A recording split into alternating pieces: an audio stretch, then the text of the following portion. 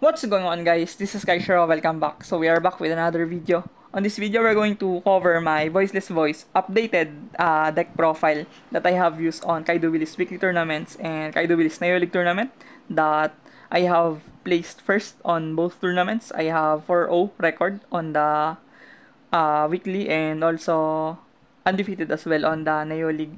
So on those tournaments, I have pretty much used the same list except for the two cards that I'm going to discuss earlier on my side deck that I have changed over the course of those tournaments. So moving on, we have the main deck. So this is a budget version of Voiceless Voice that doesn't run Garura with the Nadir package and also doesn't even run the Diviner because those cards are expensive right now in the OCG format. So this is just a budget build and you could definitely use this deck as a reference for people who do want to play the Voiceless Voice even they don't have the Diviners and the Garura. So yeah, moving on, we have 2 Skull Guardian, standard. And we have 2 Sauravis. I'm not running the Pendulum Graph on this deck because I have thought that playing the second copy of Sauravis is much more efficient on my experience. And next we have 3 copies of Flo. Of course, standard ratio of Flo. And we have 3 Saphira as well. So you wouldn't want to run less copies of Saphira. And next we have 1 Sage Lee. And next we have 3 Ash Blossom, my hand trap on this deck. I often side out Ash Blossom on game 2 and 3 because I do feel like that this deck could pretty much play around Maxi effectively. So I'm not really going to rely on Ash too much, but it's a great interruption of a hand trap as well on most cases. And we have 3 Maxi, of course, the best card on the OCG format.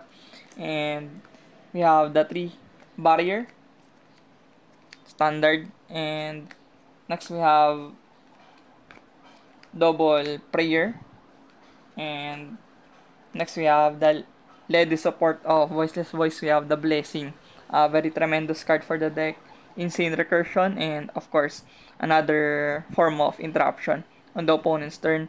And next we have triple pre-prep. Before I was trying to play 2, but I often feel like I need the third copy because I'm not running Diviner on this deck. So I need to buff the consistency of my build. Next we have 2 Extravagance. Sadly, we only have 2 Extravagance right now because the third copy was gutted from the ban list. And we have 1 Prosperity. And next we have 1 Authority or Regents. I forgot the name. It is pretty much changed on the TCG translation. And next we have 3 Imperm, another hand trap. So I'm running 9 hand traps on this list, Ash Maxi and Imperm. And next we have 3 Summon Limit. So yeah, this is where the spice comes from on this build. I am running a Floodgate Control Voiceless Voice deck. So I'm optimizing my deck to build around Floodgates. That is very evident on boosting my going first prowess on this deck.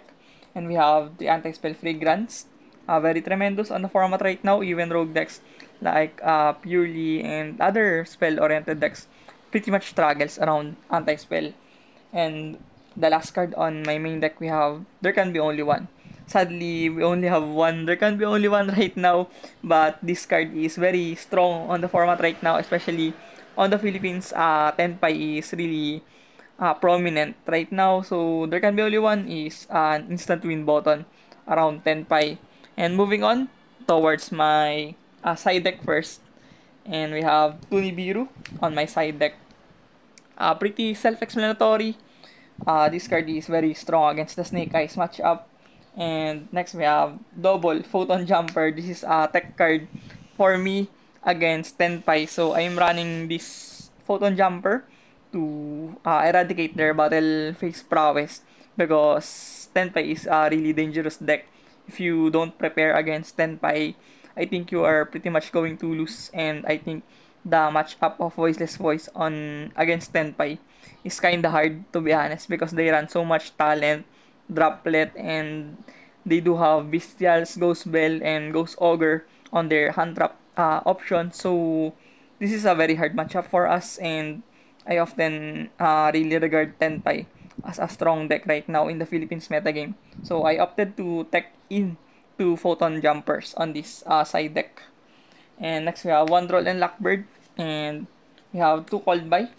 I'm thinking of if I'm going to exclude this card on my side deck, and I would rather play two Talent on my side deck, but I think Cold Buy is just here to have better avenues to negate the hand traps of the opponent, just to resolve your Law and Skull Guardian perfectly. And next we have one Heavy Storm, back row removal of course, and one Feather Duster. Next we have triple Solemn Judgment. So Judgment is very phenomenal on my deck build. I often won many games using the Judgment because it protects my board from getting annihilated, and it also serves as a protection for my floodgates that I'm running on the main deck. And the pretty good side of playing budget and control Voiceless Voice is you can side out cards easily. You don't really need to think too much on your sideboard game, and you just put away all of your floodgates when you're going second, and just mash it up on the deck back once again when you're going first. So we have 3 evenly matched.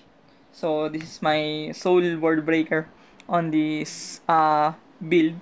I'm really skeptical if I'm going to run evenly matched at first, because I'm contemplating if I'm going to run Cosmic Cyclone. But I think evenly matched does a pretty good job against the format right now, and also to respect the Rescue Ace. Next we have the extra deck. We have 2 Dynamondo and Linkuriboh. RIP to Linkuriboh in the TCG format. And we have Anima and Little Knight of course, and Almiraj, and also Secure Guard. I'm running Almiraj because I'm running Hita, the Fire Charmer, on this extra deck, so that I could link climb against the Fire Nation right now. And we have Phoenix, and we have Unicorn, and we have Access Code Talker. I think I'm trying to figure out if Access Code is the correct call on this extra deck, because there are other options that you could play the Borrel's cards, and also other Link 4 like the Unchained Link 4. But in my experience, I think Access Code is the better fit on my preference. And of course the Hita, because I'm running Almiraj, so that I could link climb faster. And we have Donor for Hire.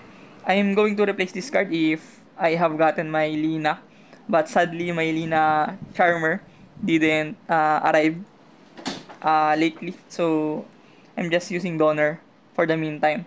Next we have the Nightingale. This is very strong against the Tenpai. You often make this card just to survive, because if they don't have Kaiju or other removals that could remove this card on your field, they're pretty much going to lose on that game. And we have Typhon, Star Slayer, and one Diviner, rather Arclight. So I'm playing this card because most Voiceless Voice on the OCG right now have adapted the Nadir Servant package, and they are running Maximus. So if they use Maximus, I can pretty much use this card as well to plus from that moment. So yeah, that sums up our deck profile of Voiceless Voice in this video.